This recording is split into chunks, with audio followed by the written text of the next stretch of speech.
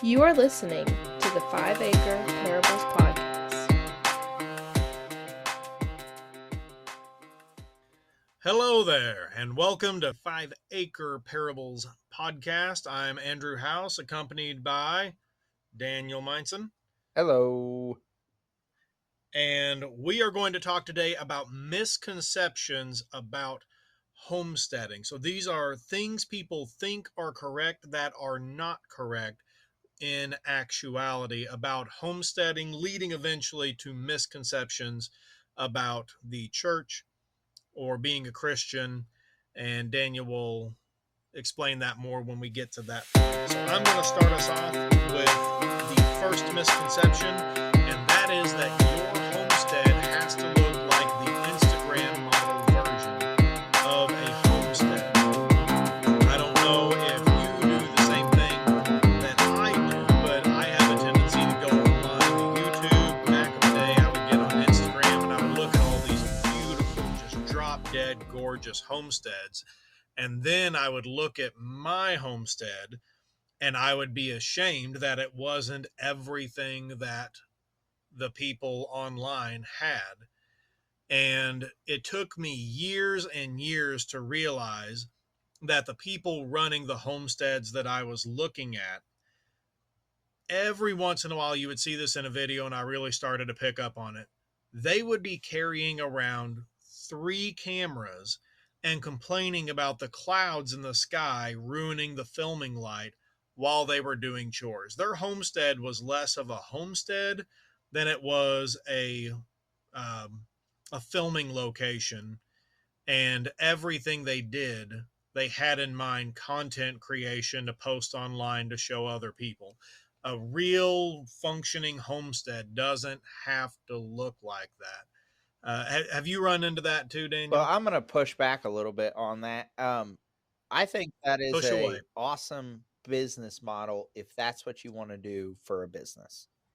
All right. And if you want your garden to look like that, you can have your garden look like that. But just because your raised beds are made out of cinder blocks and theirs are made with, pressure treated cedar planks that have amazing, beautiful grain in them and everything else doesn't make yours any less valid. Yeah. It depends on what your goal is. I mean, we really would like to get to the point. I'd really like one of those picture perfect gardens with the nice fence around it and everything. It seems like a very relaxing place to be. Honestly, I can see myself sitting out there and reading the Bible in the middle of a garden like that. And that's something we want to work toward, but we don't have that right now. And our cinder block raised beds are putting out lots of produce this year. We're getting all sorts Yep. of potatoes, green beans.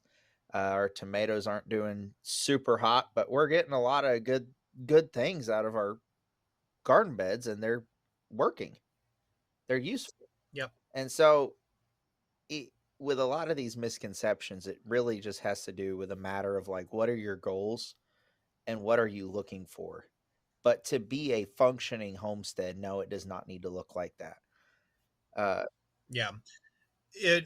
It's essentially, and this is poorly worded probably, but it's essentially the homestead version of body shaming. You Sure. know how teenage girls will look at Instagram models and then look at themselves in the mirror and be ashamed of what they look like. The same thing can happen with your homestead because it doesn't look like the ideal version that's posted Yeah. online and photoshopped more often than not to look ridiculously fantastic. And I may be insensitive for saying this, and I apologize. This is one of the few places I will apologize if I'm insensitive. But if you're using that as motivation to make yourself better, like if I look at uh the physique of Arnold Schwarzenegger back in the day or something like that, and that inspires me to make myself look better, great.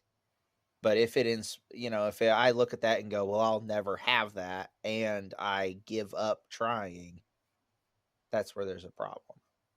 And so, Yeah. A lot of it has to do with the attitude of you yeah, approaching it. So exactly. that's my first one. What's your first one? Well, it kind of goes along with the same idea, but I feel like a lot of times people have this misconception about homesteading, that it's going to be easy, maybe that it's going to not be super time consuming. Maybe those kind of ideas and concepts go hand in hand. If this is what you want to do, and there's a host of different reasons why people want to homestead, and I think we've talked about that before, but maybe being more prepared or trying to get away from store bought food or trying to reconnect with the land that God has given you. There's a lot of good reasons to homestead, but if you're going to do it, it's not going to be easy. It's not going to be quick, and it's not going to be cheap. And so this expectation of, well, I'm just going to, in one weekend, I'm going to put together, and kind of going back with your idea, one weekend, I'm going to put together this perfect Instagram garden, and then I'll spend one afternoon planting seeds and then water every once in a while, and then I'll get tons of crops. It's just not a very uh realistic idea. It's going to take a lot of work, especially, and this is my big gripe for today, especially if you have Bermuda grass anywhere within a 5 mile radius of your homestead. You are going to just fight Bermuda grass for the rest of your life. I am really Trust me. sad you beat me to the punch to talking about Bermuda grass on this one. If we ever buy another piece of property, the realtor is going to be taking us around like, oh, here's all the nice house amenities. All I'm going to care about is there Bermuda grass on the property? If there is, I'm out, Yep. because Yep. oh my goodness, I hate it. I hate it so much. It gets all up in our garden beds. It gets all over our paths and everything that were our perfect Instagram paths that we used to have. But this misconception, this idea of this is going to be quick, this is going to be easy. This will, if this is something you want to do, I would encourage you to, again, look past the picture perfect homesteads that you see and understand that if that's what you want, it's going to take a lot of time and effort. And if Yep. you just want to build one garden bed and grow a few tomato plants, there is nothing wrong with that. If you want to just have a few chickens to I love the sounds chickens make most of the time, and they're just entertaining to watch, and get a few eggs. If that's what you want to do, great. There's nothing wrong with that. But these comparisons and these ideas that this is going to be easy, this is going to be quick, this is going to be cheap, none of this is correct. Yeah.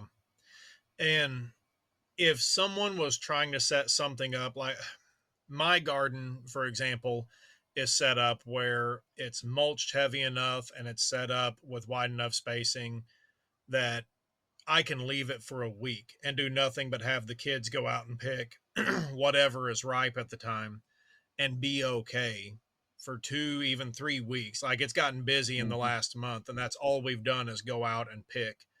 And I'll pick a few weeds here and there whenever I have a few spare minutes. But I already invested an incredible amount of time into the garden prior Sure. to the growing season to be able to do that in the growing season. You can't get by without investing a ton of time to be able to save time later. Somewhere along the way, you're going to Yeah. spend a lot of time setting something up in a good way. And most of the Yes. time, it costs a lot of money. You're right. Now there's ways, and we're gonna save this topic for another time. This is actually on the list, Andrew, but ways to save money. Um, Yep. but one of the things that we did, we spent an entire weekend. I don't know how many different types of chicken feeders you've gone through, but we are on like our fourth iteration of chicken feeders and waterers. And I have finally gotten to the point I found a 55-gallon drum, one of the plastic food safe ones. And I put Mm-hmm. the little cups with the little yellow tabs on them. You know what I'm talking about. Do you know Yep. what they're called? Uh, I don't remember what they're For called, but for our I have a poor picture in my audience head what you're talking about. for our poor audience that has no idea what I'm talking about because I can't describe it worth anything. It's a little nozzle. It's got a little red cup that's about the size of a tablespoon at the most, and there's a little yellow uh, plunger type thing that sticks out, and the chickens actually very quickly learn to hit it with their beak, and it lets water out in the cup, and they drink. I installed those directly on the 55-gallon drum. I built a stand for it, and then we got these kits that are these openings that you screw into the side of 5-gallon buckets. So we fill up our water once a month, and we've got 3 5-gallon buckets feeders, which, just as a quick tip, 5 gallons is 25 pounds of feed. So a Hmm. 50-pound bag of feed will fill up 2 of these feeders. So we feed our chickens. This is going to sound bad, but we actually put food in our chickens' feeders like once a week at most. And we fill up their water once a month. But it took me a long time to get all that figured out. Now that we do it, we don't have to do it as much, and it's great. We just go out and check the chickens and clean their coop out once a month, but we've spent time developing that process.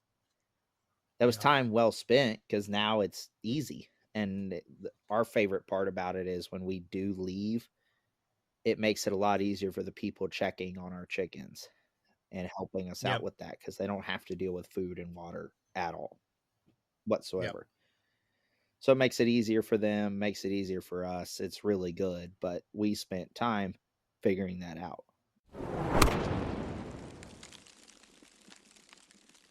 So my next one is not controversial, but if the right people listen to it, it would ruffle some feathers. There is a misconception that modern homesteaders have got to do heritage breed based growing, be it plants or animals. And that's just not Yeah. true. As we already talked to about previously, it really boils down to your goals. If you want to be the guy that has an orchard that has 0 apples that are not 100 years old, they have to be 200 or 300 years old, you're just growing heritage apples. That's a fantastic goal. More power to you. But there's a reason there's newer ones in a lot of the cases because they're disease resistant. Same thing goes for chickens.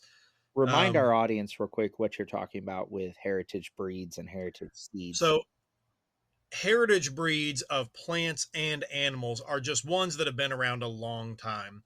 Everybody remembers Cherokee purple tomatoes I don't and know if you can Arkansas say that because I've travelers. never heard of this until now. Cherokee Yeah, I've purples? never heard of it. Oh, it's like the purple tomato that gets I've never everybody heard of hooked a on purple growing tomato. heritage tomatoes. Huh? Never even heard of a purple tomato. Oh, you've missed out on the purple GMO tomato Uh-oh. controversy of Uh 2024. I'll have to tell you about that some other time.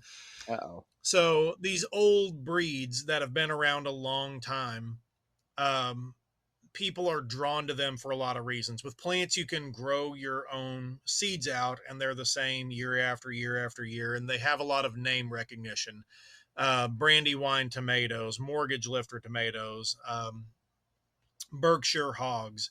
There's a few others that are running around. Dexter cows are popular right now, but the truth is, if you have a goal and a hybrid animal or plant will help you hit that goal easier than a heritage breed of plant or animal, you are not less of a homesteader if you put a hybrid in Yeah. that will not produce true.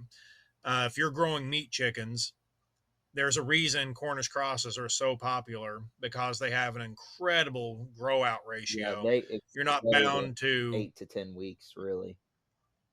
Yeah, you're not bound to have to use Buff Orpingtons or Barred Rocks to try to grow out chickens in 16 to 20 weeks instead. And I kind of had an eye-opening moment about this um, several years back. I was really into chicken breeds at the time and doing a lot of studying on them and I had several different dual purpose breeds. I was working on doing a little bit of chicken breeding myself to try to create the ultimate dual purpose bird. And newsflash, they're already out there for you if you want to go check them out. And I had absolutely nothing to do with breeding them. The work had already been done a long time ago.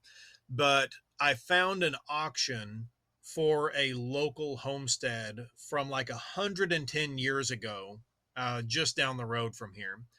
Someone had had a serious illness pop up in the family, and they were having to auction everything. And guess what kind of chickens they were selling? They had like over 100 chickens they were selling. What? White leghorns. The only chickens that the homestead was selling that weren't white leghorns were brown leghorns. And I know that people like shy away from leghorns. I have actually went back towards white leghorns because and white leghorn crosses because that's what people were growing here 100 years ago, because they pump out a lot of eggs at a fantastic feed ratio, and they're just a great bird in a lot of ways. So just because you aren't growing fancy Orpingtons or a fancy checkered Yeah. heritage breed of some sort doesn't make you less of a homesteader with chickens. Well, and you can't tell me that the Orpingtons sold at Tractor Supply are a heritage breed. I mean, they are bred to be idiot proof as much as possible, which is why they're Yeah, so good. I mean, yeah, our best layers have been Tractor Supply Orpingtons. We Elizabeth still thinks they're the best chickens we've ever had. We have 4 different varieties right now that we're playing with, just because honestly, just because I like different colored chickens. I think they're cool. I don't no other yeah, reason other than I like different colored chickens. Um, but we will still swear by, Elizabeth will still swear by, that those Orpingtons, those original run of Orpingtons that we had, are the best egg layers we ever had. yeah. So The a lot of the animals that people have easy access to are not what would be considered the pure heritage breeds. What like the Orpingtons you got are production yeah, Orpingtons. They're coming from a chicken factory that has selected the ones that lay the most eggs, yep, because the most eggs turn into the most chicks, which makes them the most money. yes, and made us a ton of money too. I mean, they paid for Yeah, themselves not only with eggs to us, but we've supplied eggs to about a dozen families around here just with a handful of these Orpingtons. I mean, and if you want to have a heritage breed, if that's something you want to do, go for it, but don't believe that you have to. Don't feel like you yeah. need to Don't in order to be a good homestead. yeah, don't get pressured into thinking that's the only way you'll be a good Yes. homesteader. Well, let me ask you, does this apply in your mind to chemicals as well? Spraying chemicals and stuff. Can of worms. Is that a loaded question? I need a sound effect for a can opening. Can open. Okay, personal opinion here, because that's all this portion of the show is anyway. Yeah. Um, if someone uses chemical intervention to achieve their goal because they are out of options, I don't get extremely mad at those people as long as they're doing it responsibly. Yeah. Um, if somebody has to use 2,4-D to clear up the worst looking pasture you've ever seen in your life because there's a million neighbors around them that have a thicket of honey locusts and thistles, then I'm not going to be extremely angry at those people for trying to utilize their pasture in the best way they can. If somebody had to use Roundup to fight Bermuda grass, I have actually seen this happen on internet forums where a person threatened to kick a man off of the website for good, like forever. The ban hammer would be dropped if the guy said he was going to have to resort to using Roundup to fight Bermuda grass. And the guy that was running the forum that was threatening to drop the ban hammer, He lived in Montana. They don't have Bermuda grass. He doesn't understand what it's like Yep. to fight Bermuda grass like you and I do. And so, just, I think we should be gracious if someone is trying to responsibly achieve their goals. I will not cross that line personally. If I can't achieve my goals Yep. without spraying toxic chemicals all over the place, then I'm just not going to achieve that goal. I'll just have to switch gears and try to do Yeah. something else. That's a priority for us too. Although I am thinking about crafting napalm or some other nuclear warhead to deal with the Bermuda grass. Uh, but that's a personal goal of ours. That's something that we share a passion for, is trying to keep those chemicals away, trying to figure out more natural ways to do it. But again, you know, maybe you've gotten a piece of property that has been just neglected for years, or maybe you have a piece of property that has been over chemicaled. Is that a word? Chemicaled? We're going with it. Uh, I'd consider it a created sure. word. Give me some creative license with that. Maybe you've got a Yeah. property that has been over chemicaled. Maybe you are in a yard in the city, um, and it's been perfectly manicured lawn, and you're about to rip out a section of Bermuda grass to put in your perfect Instagram garden. I mean, you may have to do what you have to do. And I think it's important to let people know of some of the dangers of that, while at the same time not being pretentious about it. What's your next one? Well, I kind of talked about a lot of them there together. Just the idea of it's time consuming, it's expensive. One of the big bummers for me is I have yet to really save any money by doing this. Yeah. Um, there are ways to save money. I think we're going to talk about that eventually, but that's kind of been one of the big bummers for me, is just like, the things that we've had to spend and the equipment we've had to get and the tools and all that kind of stuff has just been like, we're not saving tons of money. And it adds up in a hurry. Yeah. Like when you start doing the math on how much you've spent on stuff. Um, I remember whenever we first got chickens, it didn't make sense at the time to get chickens. We were doing Dave Ramsey and getting debt free at the time, and so we had to wait until we hit some goals to be able to justify spending money on chicken wire and chicken feed to get eggs, because at the time I think eggs were like 57 cents a dozen.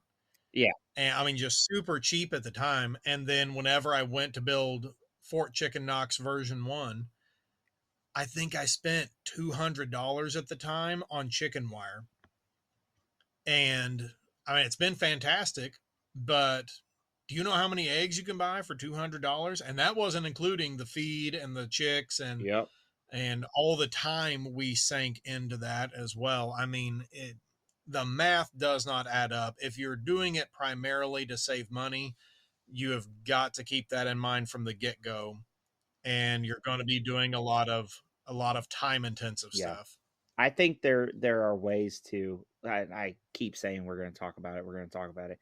There are ways to get to where you save money. Yeah, Yeah.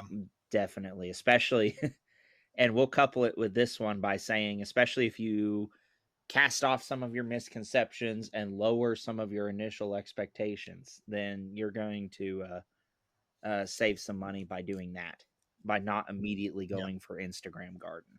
But I digress a little bit. And spoiler alert for that episode, but playing the long game. Like, there's almost nothing on a homestead that gives you immediate returns and you make a lot of money Nope. on it. You know, the stuff that you come out on top of in the long run usually is a slow process. The only exception is if you buy a giant chunk of land full of the most perfect walnut trees known to mankind, right? Yeah. And even that's iffy. You have to hope the walnut market is good when it Yeah. happens, because the lumber market's been fluctuating all over the place right now.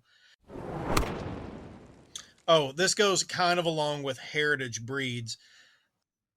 Thinking that there is a system that is used by somebody that is really well known is going to work in your location.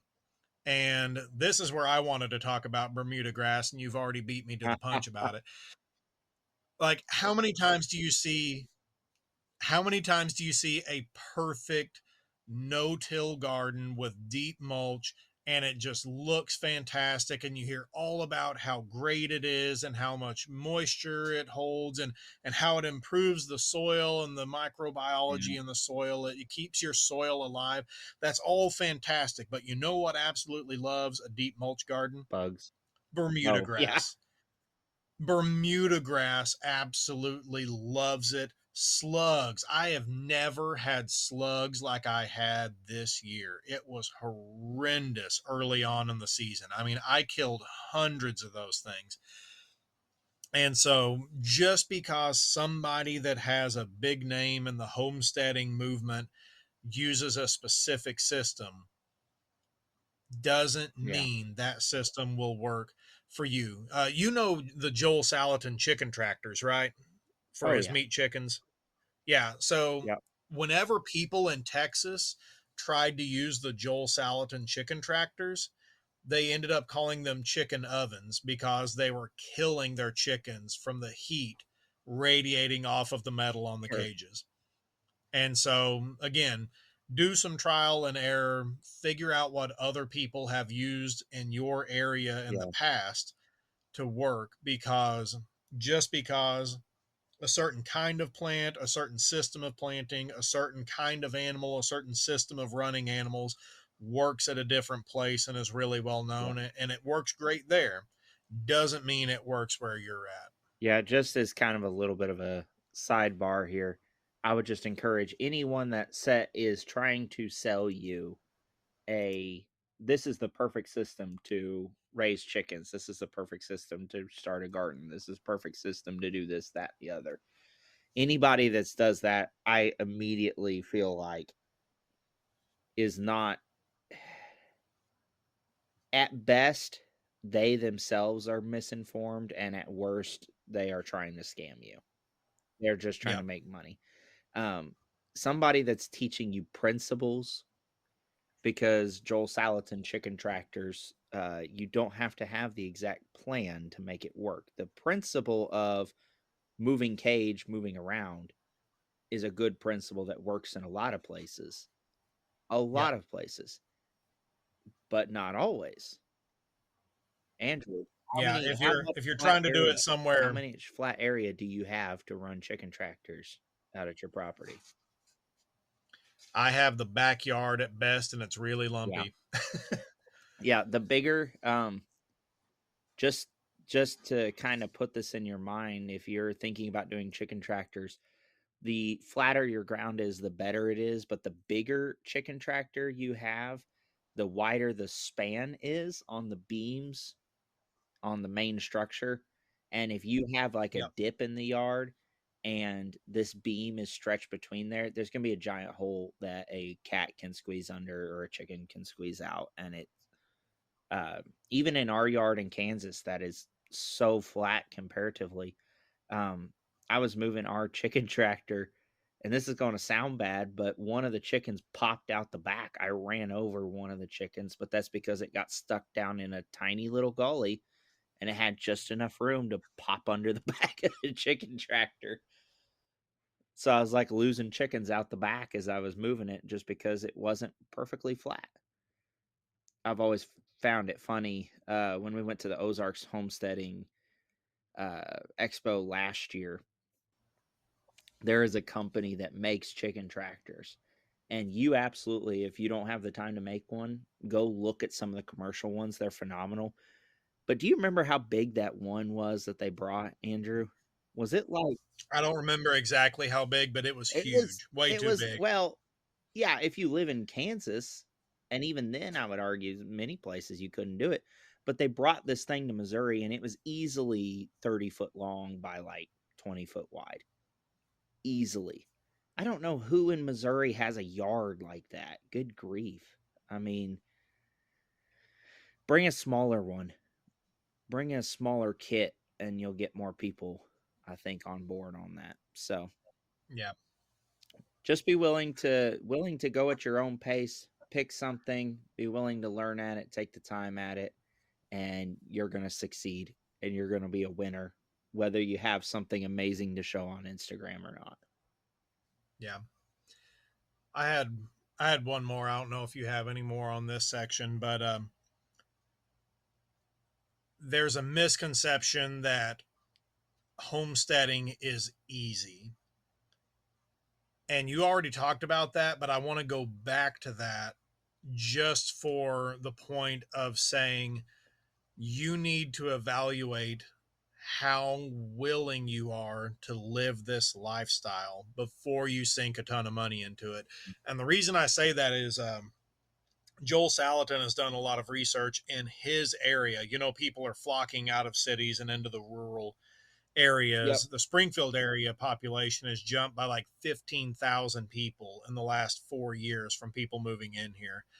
And that's not Mm-hmm. including the more rural areas like where we're at. I don't know if Kansas is doing the same thing, but Not um, as much.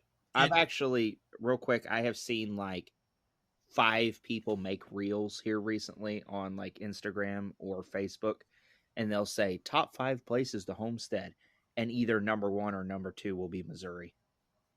yeah, there's a bunch of people coming here to homestead. It's good in some ways, bad in some others. Yeah. But in Joel Salatin's area of Virginia, he has somehow got the data compiled.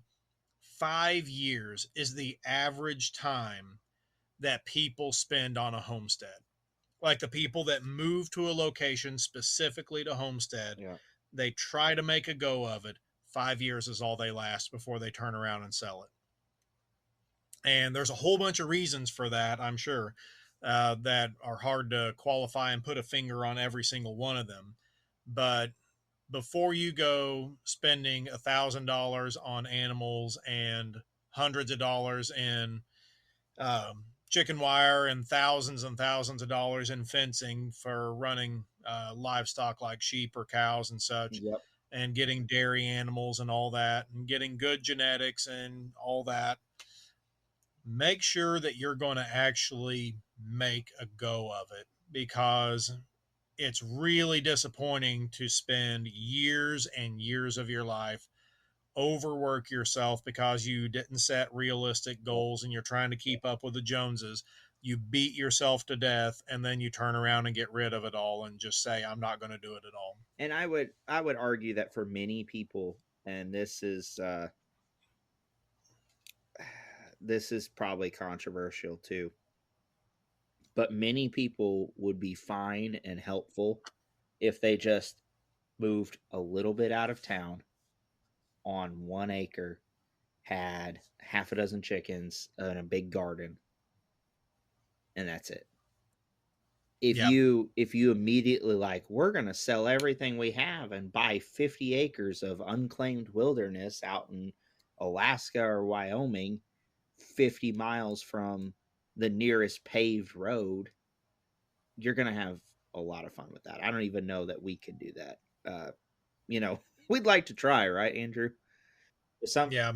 If somebody would like to give us the money to buy 50 acres out in the middle of nowhere, Andrew and I would be more than happy to talk to you. Email us at 5acreparables.podcast@gmail.com. But uh As long as it's in a growing zone where I can grow persimmons. as long as Andrew can bring his persimmons, that's what he cares about. I'd like to bring my family, but Andrew only cares about persimmons. Anyway, um, you don't have to immediately go for broke. Yeah. I think a lot of the failures are because of what you've spoke about. Yeah. People have too large of goals and they try to achieve them too quickly and it leads to burnout. Yes. If you pace yourself, you will find your breaking point of where you are able to get by without killing yourself as far as time and effort and money go. Yes. If you ease your way into that, then it's much easier to find that breaking point, ease back to where you're more comfortable, and be able to sustain yourself over the long run. Yes. And this kind of goes back, I would say, a little bit into some of the other episodes we've had. Somebody posted online, and I don't know who posted this. I saved this a few years ago, but I've looked at some of the numbers and it makes sense. But the claim is made that if 1 in 10, so 1 out of every 10 American households, had a half-acre farm with 30 hens, that it would basically eliminate industrial egg and vegetable production in the entirety of the United States. Wow. Period. Then they go on to say if those same households or others, and this is where I kind of change what they say a little bit, if those same households or others raise 10 hogs a year, it would eliminate the industrial pork industry. And then they say if those same households, and I would say or a neighbor or somebody else, kept 2 dairy cows, it would not only eliminate the dairy industry, but American dairy production would triple. Wow. And I've looked at some of the numbers. I don't think everybody needs to go buy 50 acres out in the wilderness, because if everybody goes and buys 50 acres out in the wilderness is no longer the wilderness. Yeah.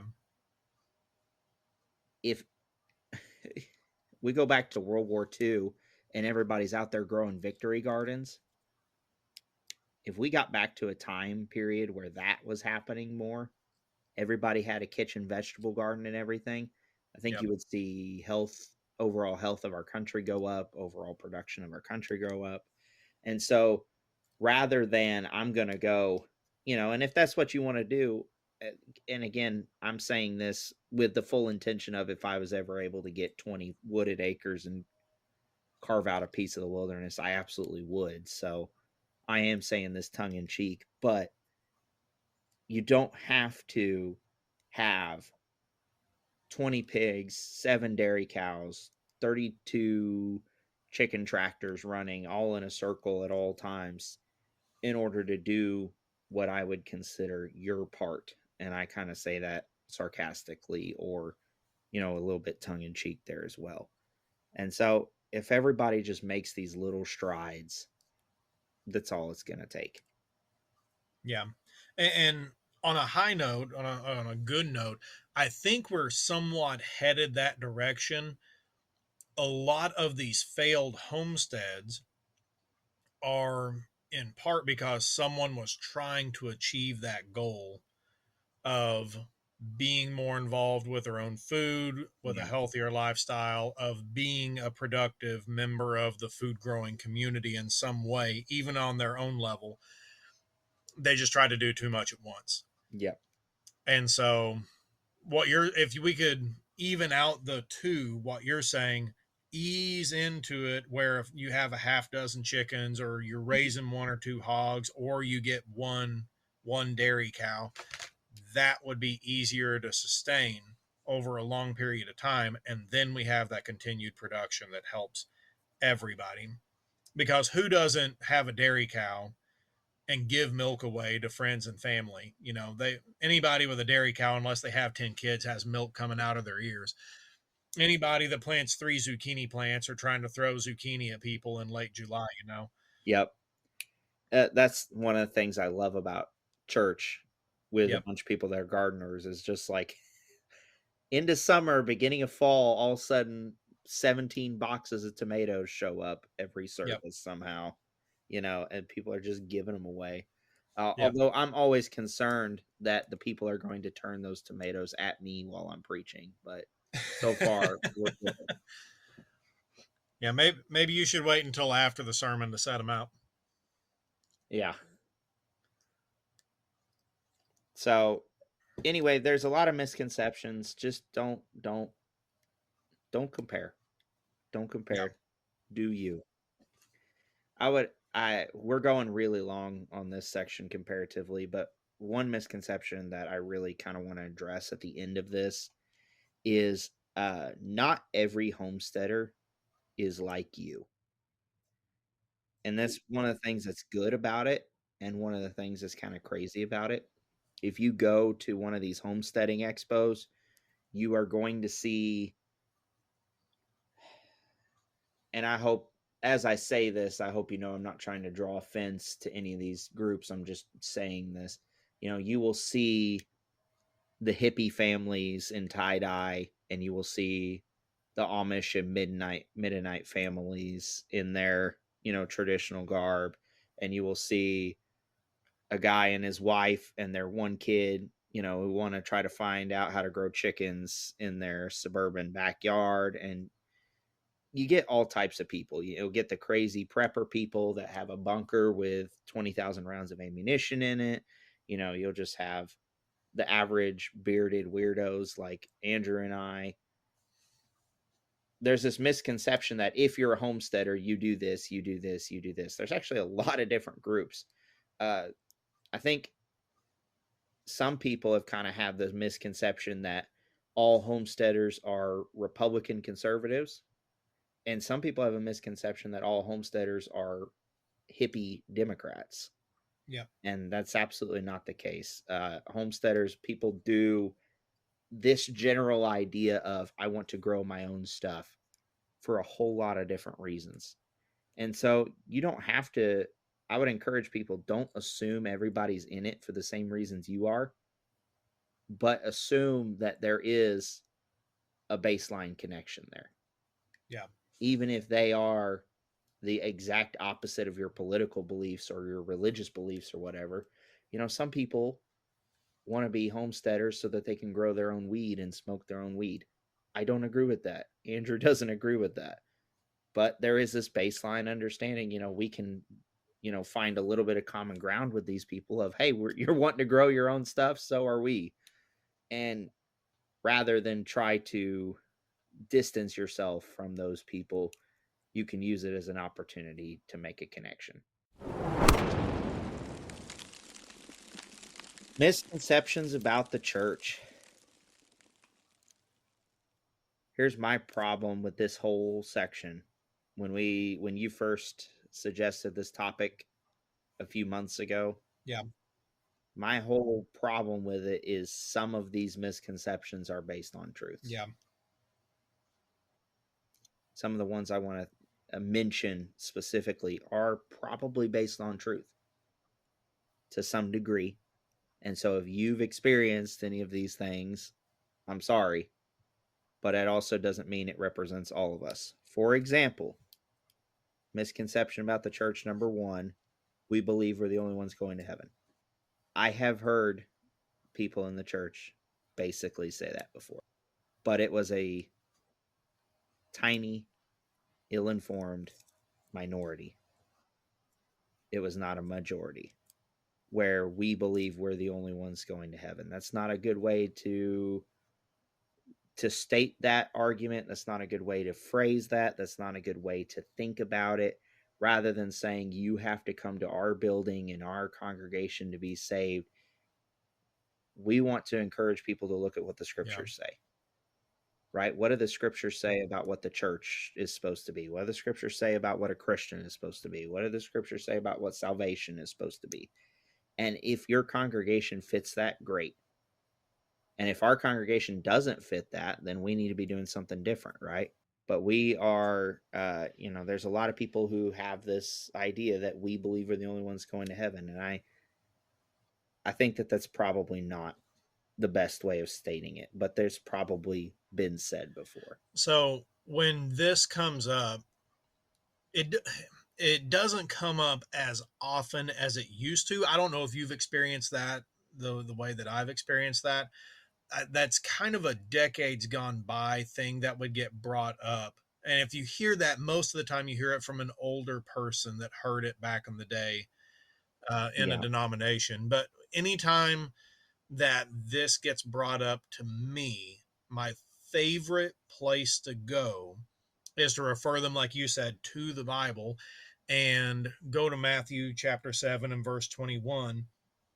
And Jesus says, not everyone who says to me, Lord, Lord, will enter the kingdom of heaven, but the one who does the will of my Father who is in heaven. And so the sign outside of your church building, does not specifically matter. There are people that have the right name on a sign outside of their church building that are still going to go to hell. What matters is if you are doing the will of the Father.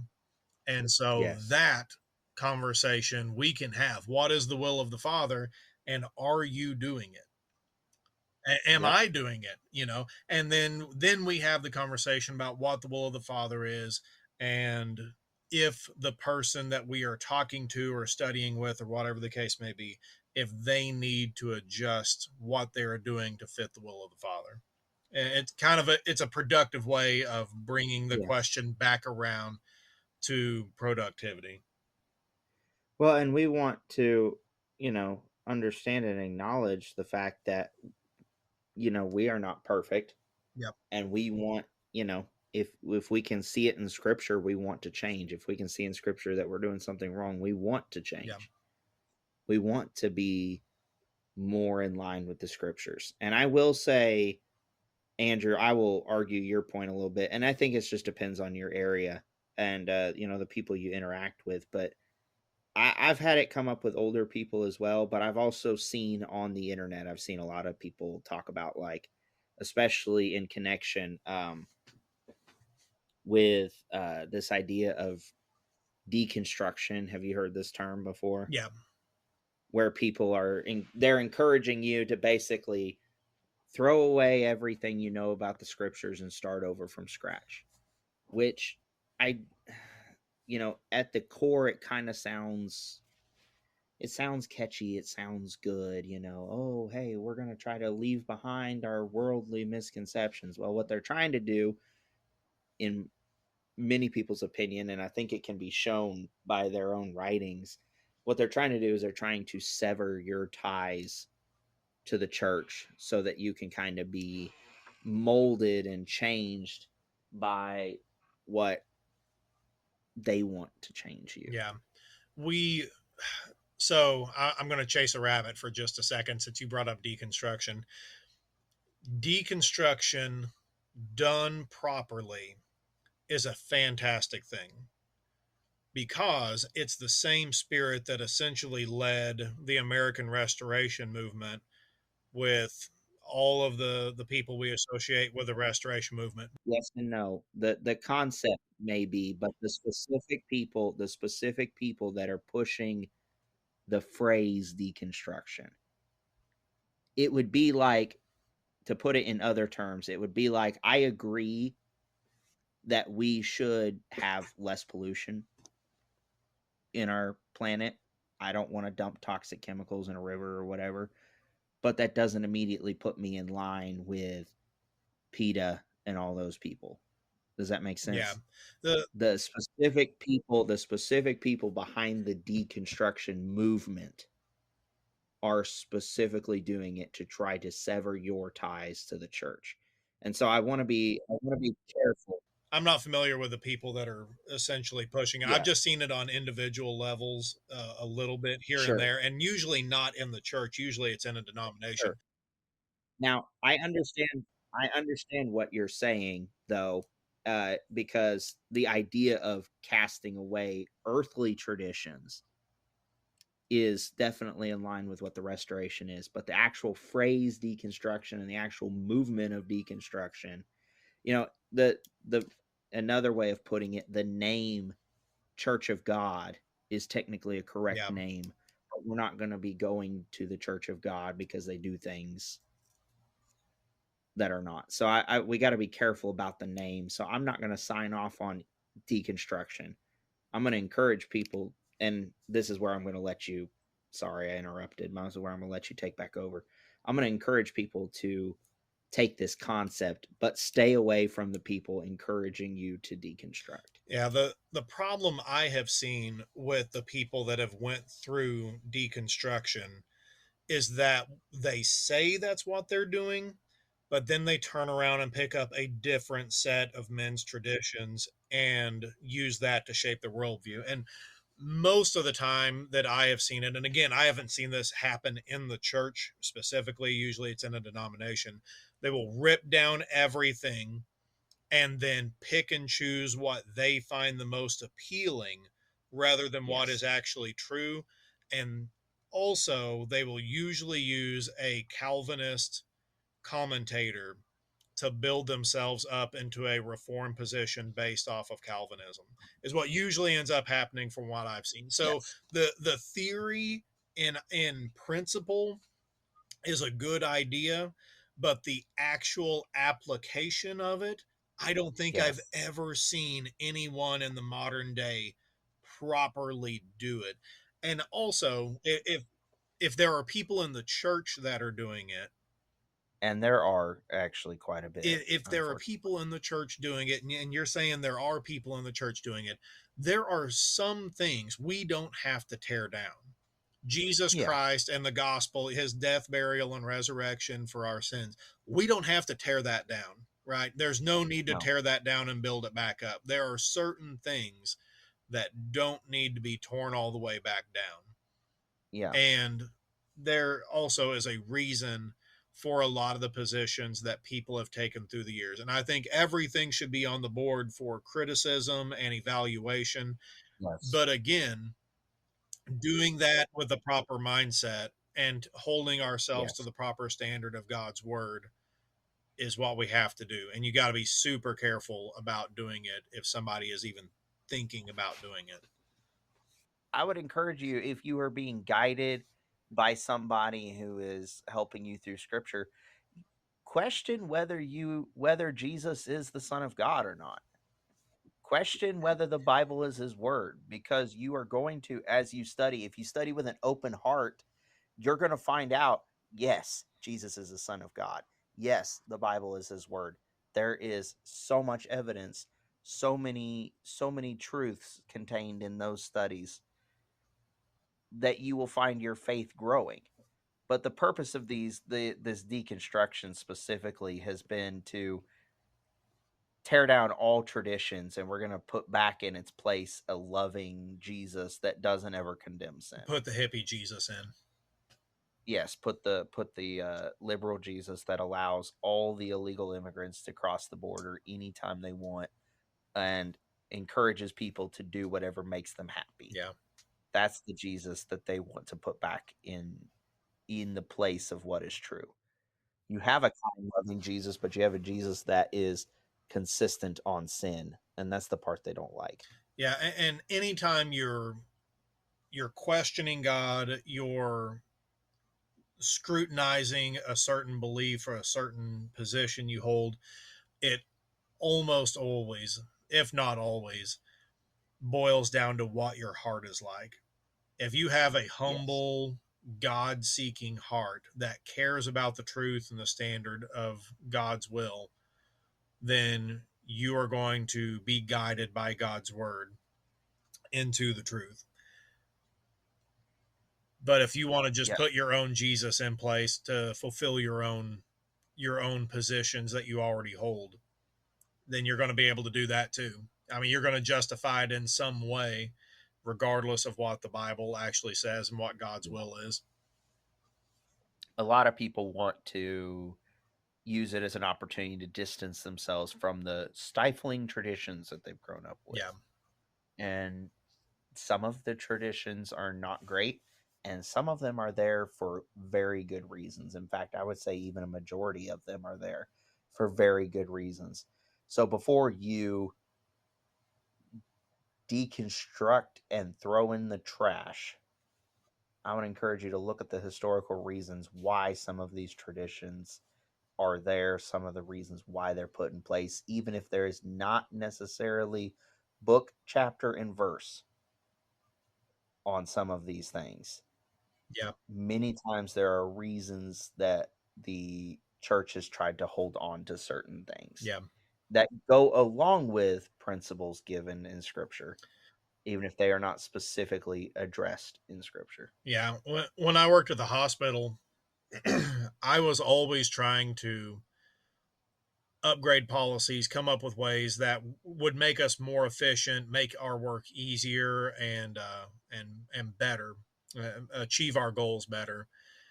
And every once in a while, you would run into a really stupid rule that made no sense. You didn't understand why it was there, And so you would have to go digging, and you would find somebody that had been there for 1 or 2 or 3 decades, and you would say, why is this stupid rule here? And they would say, well, this is why that's there. And it would actually be a really, really good reason that made sense when you knew why that rule was in place. And the same thing can happen in the church. You might not completely understand why things are went about a certain way or why people act a Mhm. certain way. There's usually, not always, but usually a good reason that wise men in the past set things up the way they did and have traditions the way they are. Yes.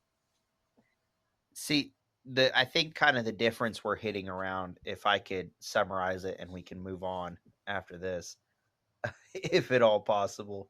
Um, Deconstruction encourages you to immediately throw everything in the trash and start Yeah. over.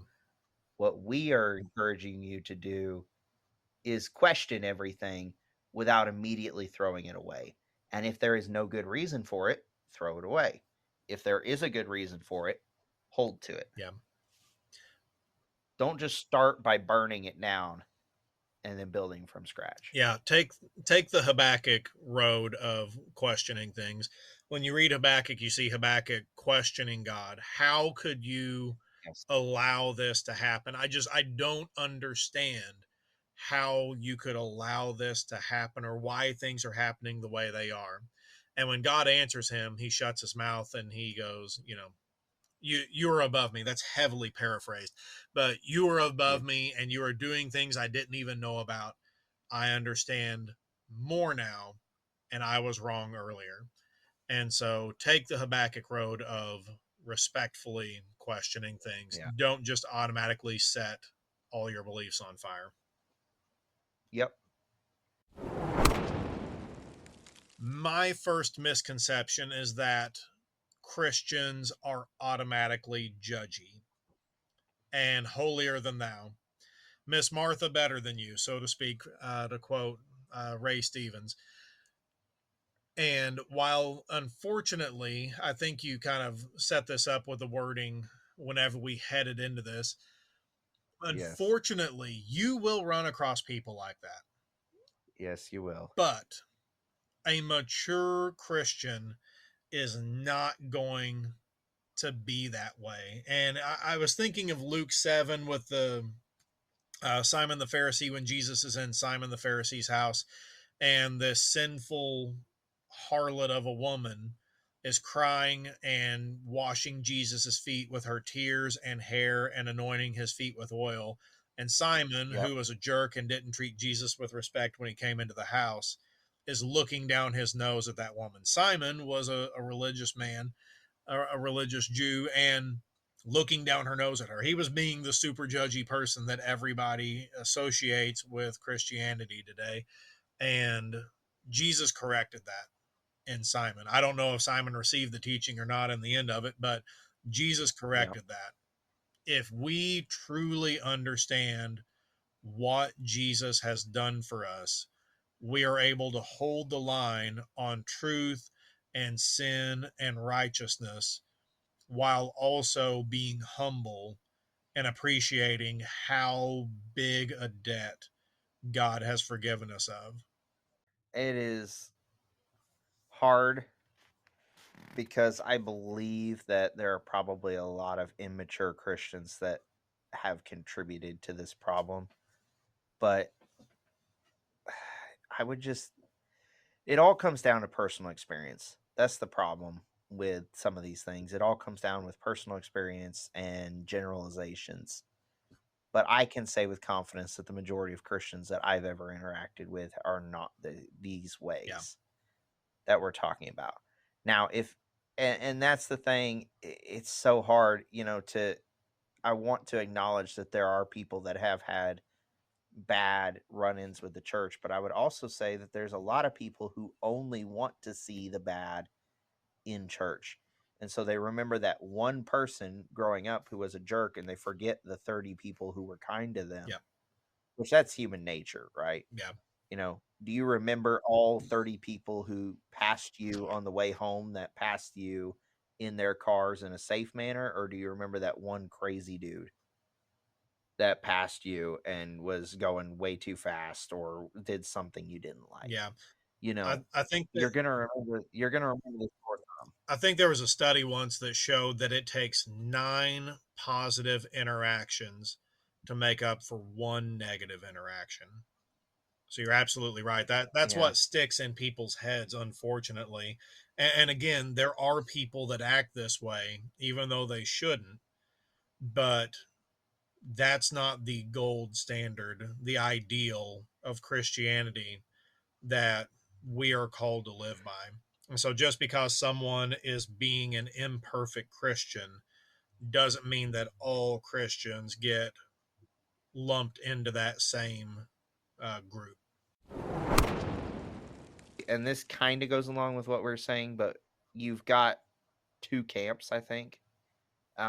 Either all Christians are LGBTQ AI plus affirming, or all Christians are Westboro Baptist. Yeah. And it pretty much depends on, there's a lot of people that act in both of those ways, or feel that way about Christians in general. They all hate homosexuals, or we should love them all and accept them. There's a lot of people that fall in those categories, but that a lot of these conceptions also have to do with their preconceived notions as they're coming into this. Yeah. You know, and if it does, the thing that concerns me is if it does truly take 9 positive interactions to deal with 1 negative, we got our work cut out for us. Yes, we do. Because we absolutely need to be very consistent on a loving, and I hate to use any terms that are going to get misconstrued, but we need to be loving and understanding of all sin, because we also have all sin, while at the same time not standing for sin in our own lives as well as in the lives of the people around us. Yeah. It's hard. It is so hard because we want to be loving and we want people to feel, I want people to feel safe to confess sin and work on sin, because I also want to feel safe to confess sin and work on sin. And that is one of the hardest things that the church needs to be working on is, here's a place where we all understand that we have sins, but we all understand that those sins have to be eliminated. Paul says towards the end of one of his epistles, to restore a brother, considering yourself lest you fall. I'm heavily paraphrased, but whenever we hold the line for righteousness and we draw that hard line on sin, whenever we do that, our goal should be to reach a person for their own good while being understanding. Yes.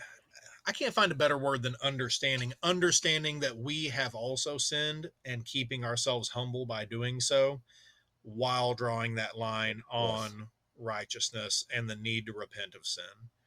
And so if we humbly do that, we'll be 100 times more effective than just using the sweet mallet of truth and beating somebody over the head while berating them for being idiots that were dumb enough to sin.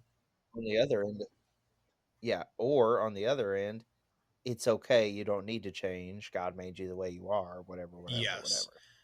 And it's hard for us to remember the time frame of Acts chapter 2 and the first, what we call the first gospel sermon that Peter and the apostles preached, came within, just a short time, less than 2 months for sure, less than a month and a half really, of Peter denying Jesus. And so the guy that says, "You with lawless hands have crucified this Christ," he could say that remembering that just before they nailed Jesus to the cross, he had said, "I do not know this man." And that had to still be there humbling him. And so we should do the same thing and remember our own shortcomings while humbly attempting to restore people or bring people into a relationship with God. Yeah. Well, and again, it also, with all these things, I don't want to sound like I'm making excuses, but it also is going to come down to the person, uh, what their expectations are, whether they expect to be told of the truth or whether they expect to be accepted. Because the problem is just straight flat out their idea of acceptance is my sin is not a sin, it is my lifestyle. Move on and let me do what I want. And we can't, and if we don't immediately agree with that, then we're labeled. Yeah. And so therefore the misconception doesn't come from our mistake or our failing. The misconception comes from their desire to paint us in a certain way. Yeah. But then you also do have kids who have grown up in the church who struggle with some sort of sin like this, with homosexuality, or they struggle with their gender identity for a while. I mean, what one of us didn't grow up at a congregation that had a girl that preferred to dress like a boy for a while growing up? I mean, Me, because I you feel forget like how few kids were around me. yeah, exactly. Um, and I'll say this, and I don't know if she'll ever listen, but I'll call out my sister. When she was 8, 9, she wanted to dress like a boy. She wanted to be a boy. Nowadays, whew, I'm glad that didn't happen. But she obviously figured out, with the help of our guidance from our parents and the listening to God, that she was created in the way she was created for a beautiful purpose and plan. And as you know, a wife and a mother and all these other amazing things that she does as a woman. And so nowadays what people are looking for is, they're not looking for correction or guidance, they're looking for complete acceptance. Yeah. And so if they are going to want to paint us in a certain way. They're not going to listen to the truth, no matter how well we handle it. I mean, because, I come back to this a lot, and this is encouraging to me. Jesus handled every situation he was in perfectly. Mm-hmm. Did he not? Yep. Every single situation, and still got killed Yep. for it. He handled every situation with the perfect amount of love, the perfect amount of acceptance, the perfect amount of correction, the perfect amount of instruction. He handled every situation, whether it's with the adulterous woman in John 8, whether it's in the 100 interactions he had with the Pharisees, whether he's interacting with the disciples fighting over who's the greatest. He handled every situation perfectly. And where did it land him? Yeah, it landed him on the cross. Well, it landed him. He was going to be on the cross no matter what, because we had to have that. Yeah. But I would say it landed him in front of a crowd chanting, "Crucify him, crucify him, crucify him." And so if Jesus can't appeal to everybody, what hope do we have? Yeah. Galatians 6:1-2 was what I was trying to say earlier. Brothers, if anyone is caught in any transgression, you who are spiritual should restore him in a spirit of gentleness. Keep watch on yourself, lest you too be tempted. And then it continues on to talk about bearing one another's burdens and fulfill the law of Christ by doing so. So yes, we should hold the line. We should seek to restore those that need restored and bring to repentance those that need brought to repentance, while we do so humbly, because we can get a big head and get out of line if we're doing it with the wrong attitude and the wrong heart. yes. It very simply comes down to the phrase that's given in Ephesians 4 and verse 15: speak the truth in love. Yeah. If you speak the truth in an unloving way, it's a sin. If you speak lovingly without truth, it's a sin. Only combined is it acceptable to God. Yeah. Another misconception is that the church is just absolutely filled with hypocrites. And this is usually a generalization based off of one or two people. Again, unfortunately, a negative interaction is the memorable one and the one that we base assumptions off of from that point on. Are you going to find hypocrites in the church?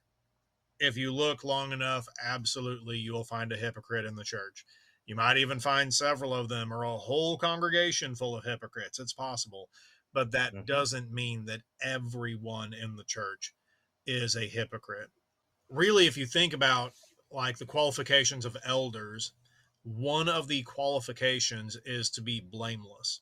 And if I remember right, the Greek word there for blameless just means you can't lay hold of them. They're like a greasy pig. You just can't get a grip on something in their life that is obviously sinful and wrong. There's no way you can point and say that guy was in a bar fight last Friday. That guy cheated on his wife 2 years ago. That guy has this public sin. And so it Yep. is absolutely possible to be blameless. All Christians should be striving to be blameless and righteous to the best of their ability. Are you going to find a hypocrite? Yeah. If you look around long enough, or unfortunately, even if you're not looking, you're still probably going to run into one at some point in your life. But Yep. that doesn't mean that every one of us are hypocrites. Well, and I would say that this is probably tied into this idea of we think we're the only ones going to heaven. Yeah. You know, you think you're the only ones going to heaven and yet you do Yep. this. Well, people can't reconcile it. Again, I think it comes back to the person wishing to spread these things or wishing to have this interaction. Well, I see them sinning in this way and they aren't posting on Facebook about how wrong they are and they need to change or something. So they must be hypocrites. Well, if that's what you're trying to paint us out as, sure. The person I can think of specifically that I dealt with the most that says this uses this idea of people being hypocrites in church as an excuse not to go. Yep. Yep. He says, I don't want to go to these churches. Everybody there is a hypocrite. He's using it as an excuse to go because he doesn't want to change. He doesn't want to. And quite frankly, he doesn't want to give up his Sunday mornings because Sunday mornings are a great time for him to go hunting. Yep. And so he's made up this excuse where, well, I dealt with this whole church that was hypocrites and I'll never go back to church. Well, no, you're just trying to come up with a good enough reason to justify the nagging in your soul that this is what you should be doing. Yeah. Because I, especially, and I'm reminded of this conversation, I didn't bring it up. He's the one that brought it up. Yeah. If you're the one that brought it up, you're the one thinking about it. I didn't tell him to go to church. I didn't tell him he needed to be going to church. He volunteered that whole conversation to me, Yeah. which tells me he knew what he was doing was wrong. I know you know it, but there's an old, well worn illustration that really does a good job of this. So I'm going to go ahead and use it, even though it's well worn. You wouldn't stop going to a hospital because there's sick people inside. Same way with the church. Yeah, there might be a hypocrite where you go. There might be a couple of hypocrites where you go, but the truth Yep. is you are still called to do what God said to do. A couple of hypocrites shouldn't stop you from doing that. I don't care what they did, or what they're Yep. doing. We should, but you know what I mean. We don't care about the people at that location that might be a hypocrite. We care about what God has done for us and what God has said for us to do. All right. Well, I think that's about all the time that we have for tonight. Andrew, thank you very much for coming on and being a part of this discussion again. If you are still here at the end of this episode, we're very grateful to you for being a part of our time together. I do want to mention, I joked about it earlier, if anybody wants to give us 50 acres to email us. But we do, if you want to be a part of the conversation, we do have an email address, and I want to make sure that people know. Yes, it's 5acre parables. That's the number 5acre parables at gmail.com. If you do happen to be a sponsor who wants to sponsor us with 50 acres, please contact us. But seriously, if you want to be a part of the conversation, add anything, if you would love to read emails at some point on the air, Is that a good enough way of saying it? Yeah, and we'd love to answer questions if somebody has a specific question. Yeah. If you have a persimmon question, definitely contact Andrew and he'll answer all your questions about persimmons. But if you want to be a part of the discussion, we'd encourage you to write us an email or send us a message on one of our social media accounts or platforms, and we would love to have you be part of the conversation. Thank you so much, and I guess we're going to sign off by saying good night, good day, wherever it is, whenever it is that you're listening. Thank you for being a part of this. You have been listening to the 5 Acre Parables Podcast.